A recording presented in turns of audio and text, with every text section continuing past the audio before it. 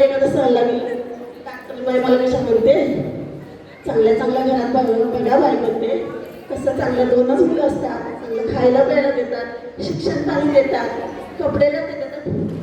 बाई बाजूच्या घरामध्ये पाहिलं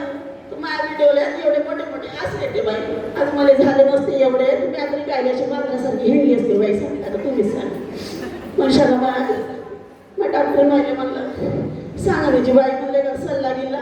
डॉक्टर बाई म्हणते कशा असं करा भागाबाई म्हणते तुम्ही ऑपरेशन करून टाका पण ऑपरेशन केल्यानं मी ना ऐकलं अरे पोट दुखते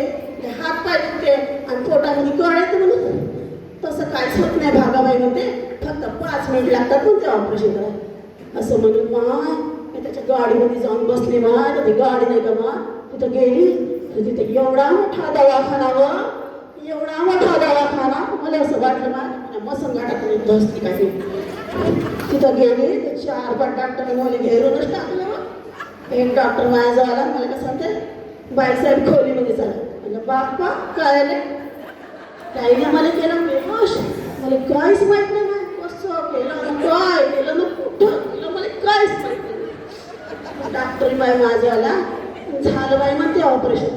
मला सांगा असं किती वेळ लागला असं ऑपरेशन करायला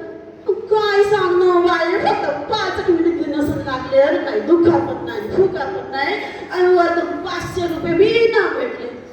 असं म्हणून ही संपूर्ण अधिकारी त्या बाईने त्या गावातील लोकांना सांगितले